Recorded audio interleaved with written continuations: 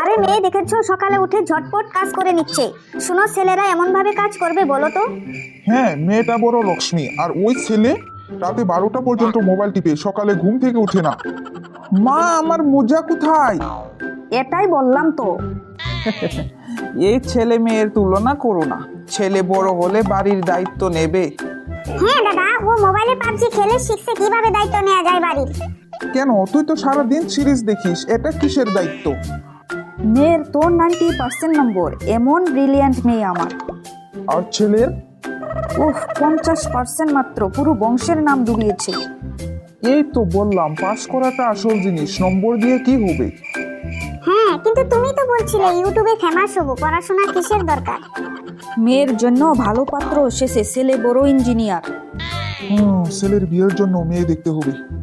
মেয়ের কি দরকার বিয়ের, সে নিজেই তো ভালো চাকরি করছে। একদম ঠিক কথা, কিন্তু ছেলেটা ওই তো বিয়ের বউকে বলে দেবে আমি মোবাইল টিপছি, তুমি বাজার করো। মা, সব সময় আমায় দোষ দাও। বউ নিয়ে এসে দেখিয়ে দেবো আমি কেমন। বিয়ের পর গেম খেলে হেরে গেলে আবার কাঁদবি না তো? সবাই মন দিয়ে আমার কথা শোনো, ছেলে হোক বা মেয়ে, দুইজনে আমাদের ভালোবাসার সমান অংশ। আরে মজা মজা কথা, শেষমেশ পরিবার তো একটাই। শোনো রিমি, তুমি অনেক ভালো, কিন্তু এই মোবাইল গেমের বিষয়ে একটু কম কথা বলো। ছেলে বা মেয়ে, পরিবারের সবাই স্পেশাল। এই ভিডিওটি ভালো লেগে থাকলে চ্যানেলটিকে like, comment, share and subscribe করবেন।